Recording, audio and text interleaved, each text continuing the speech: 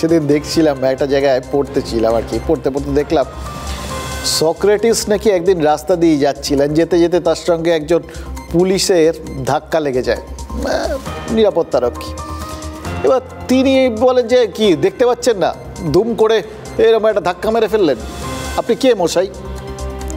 Socrates নাকি তাকে বলেছিলেন, সত্যিই তো, এই প্রশ্নের উত্তরটাই তো আমি এতদিন ধরে খুঁজে বেড়াচ্ছি, অ্যাকচুয়ালি একটু বলুন তো আমি কে, এটাই তো বুঝে উঠতে পারছি না আজ পর্যন্ত, আমি কে।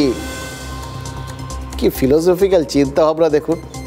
হঠাৎ সক্রেটিসের কথা কেন বললাম, মদন মিত্র যেগুলো বললেন ঠিক একবার মিলিয়ে দেখুন। সক্রেটিসের সাথে মদন মিত্র খুব ফারাক পাবেন। তিনিও তো বললেন দেখুন সব তার ইচ্ছে, তার নাম নিয়ে ফেলেছেন, ফলে ওই যিনি আছেন তার নাম তো আর নেওয়া যাবে না। এবার আপনি খুঁজে বেড়ান তিনি কে, সক্রেটিস খুঁজছিলেন তিনি কে, আপনিও খুঁজছেন তিনি কে, মাঝখানে হাসে অন্তর্যামীর মতো মদন মিত্র হাসছেন। তবে তখন বুঝিনি জানেন তো, এখন বুঝতে পারছি মদন মিত্র আসলে অন্ধকারে টর্চ ফেলছিলেন। বুঝিনি যে তার কথার আসলে দুটো মানে হতে পারে, ডুয়াল মিনিং। আমরা ভেবেছি মদন মিত্র নিজের ঘাড় থেকে এই আড়িয়াদহের দুষ্কৃতি দৌরাত্ম্যটা অন্য কারো ঘাড়ে চাপাতে চাইছেন, কিন্তু তিনি যে আসলে ওই জয়ন্তদের কোথাও গিয়ে নিজের ঘাড়েই কাউকে কাউকে তুলে নিতে চাইছিলেন, তা আবার অন্য কারোর ঘাড় থেকে নামিয়ে, সেটাও কি তিনি একদম একটু ইঙ্গিত ফিঙ্গিত দেননি মনে হচ্ছে জানেন তো। এখন বুঝতে পারছি যে এই কামারহাটি, আড়িয়াদহ, বেলঘড়িয়ার এই রক্তবীজের ঝাড়টা এই রাজনৈতিক নেতারাই সবাই মিলে অনেক দিন আগে পুঁতেছিলেন, সবাই মিলে জল টল দিয়েছেন, যথেষ্ট যত্ন আত্তি করে বড় করে তুলেছেন, এখন ফল ফলছে।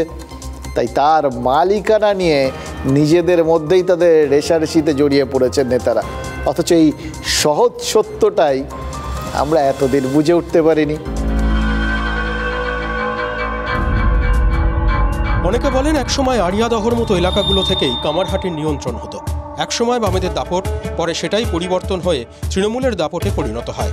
রাজনৈতিক ক্ষমতার পালাবদলের পাশাপাশি মাসলম্যানদেরও পালাবদল ঘটতে থাকে 2011-র পর থেকে। পাওয়ার সিরিজের এপিসোডের শুরুটা বুঝতে গেলে পিছিয়ে যেতে হবে 2011-র আগের সময়। 2011-র আগে মদন মিত্র বনাম মানস মুখোপাধ্যায়ের ডুয়েল, যে লড়াইয়ে মানস মুখার্জির অন্যতম হাতিয়ার ছিলেন আনোয়ার। 2011-য় জেতার পর মদন মিত্রর হাত ধরে এলাকায় দখল জমালেন বাবু মণ্ডল, যিনি নাকি একদা মানস মুখার্জিরই ঘনিষ্ঠ ছিলেন।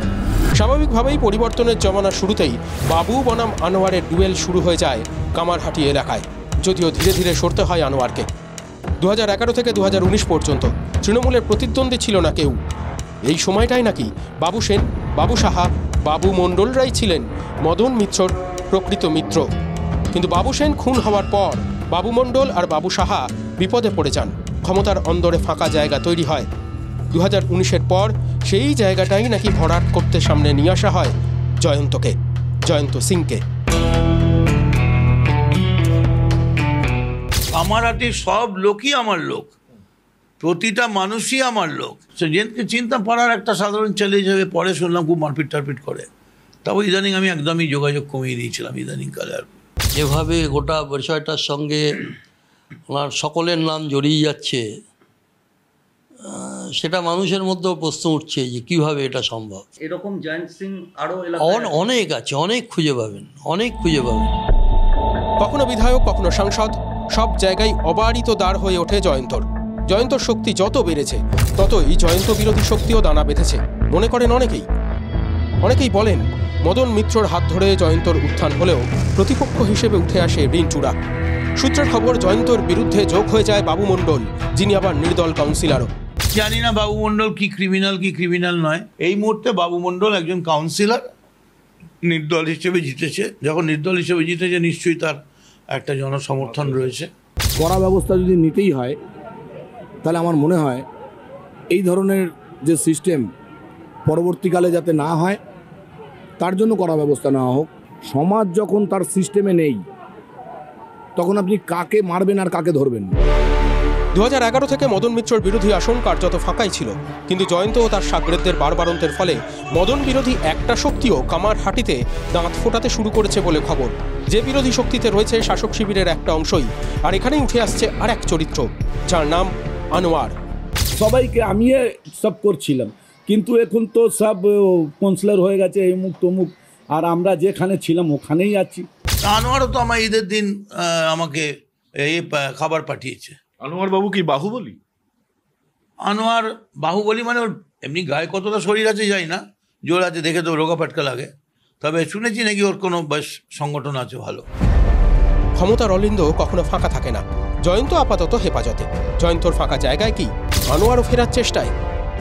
মিত্রা মতিন তো আমি বললে তো কিছু লোককে খারাপ লাগতে পারে, আমি ভয় খাই বলিনি, অত ভালো লোক আমি দেখিনি। ডিসিশন নিতে পারছে না, মায়া আছে ওর মধ্যে, সেই জন্য একটু বেড়ে যাচ্ছে সব। যদি এখানে কেউ দখল করবে, ক্লাব দখল করবে, জমিন দখল করবে, আমরা বরদাস্ত করব না। আমরা কেস খেয়ে যাব, মঞ্জুর আছে, কিন্তু এলাকাটা নষ্ট হতে দিব না আমরা। কে বাহুবলী কে আমার তো কোনো দরকার পড়ে না, আমার নিজস্ব বাহুবলটা এত বেশি, আমি একাই কাফি আছি, মদন মিত্র নামটাই কাফি।